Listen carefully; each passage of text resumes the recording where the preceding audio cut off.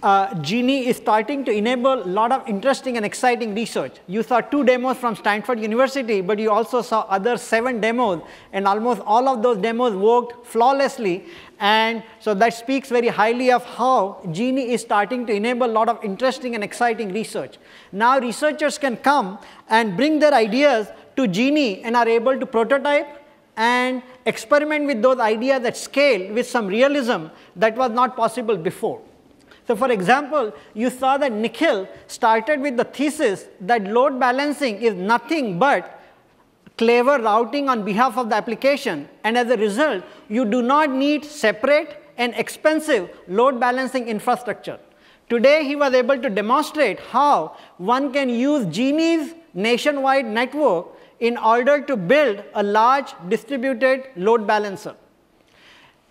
Nikhil's experiment also suggests that it is relatively easy to build a large experiment on the GENI infrastructure. I don't know if you noticed or not, but Nikhil's experiment used 9 different campus networks that are OpenFlow enabled, interconnected by a backbone network. Then, in the case of KK, you saw that he was able to use multiple different types of wireless network for better user experience.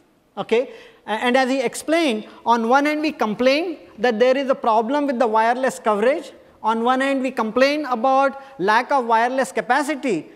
Although we are surrounded by so many different wireless networks that we are not able to make use of because of either architecture reasons or because of the business reasons. Okay?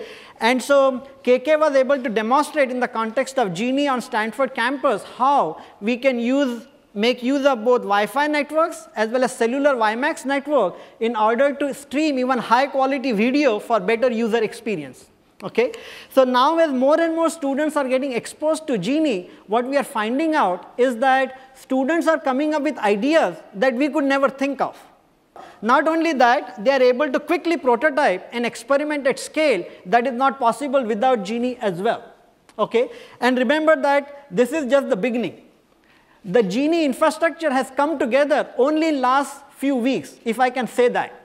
It is coming together as if it was coming together this morning. And so this is just the beginning. And so as you can imagine that, as GENI grows and as it becomes more robust, as it becomes more usable, more and more researchers are going to use GENI to do more and more interesting things. And the expectation is the results of those research is going to influence future of networking and future of distributed system. And that has been the promise of GENI since the beginning. Okay? GENI is also succeeding in another significant way, and let me try to explain.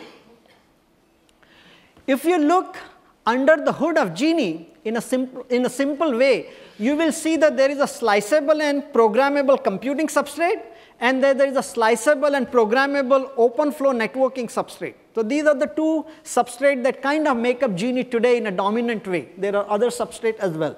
Okay? And so then you think about GENI Slice. GENI Slice is nothing but a set of virtual machines that are interconnected by a slice of OpenFlow network that is programmable and under the control of the researcher. So what is so special about OpenFlow network?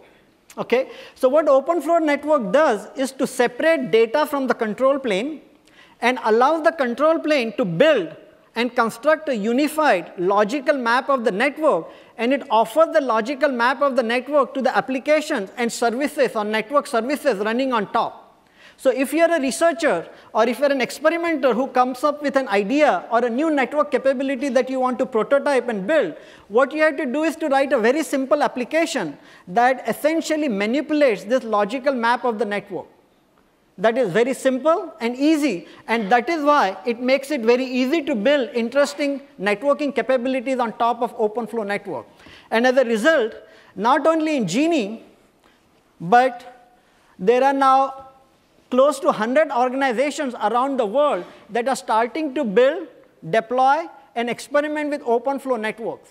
Okay? Mostly in the research and experimentation setting, but there is a lot of action that is going on with OpenFlow networks in the research community.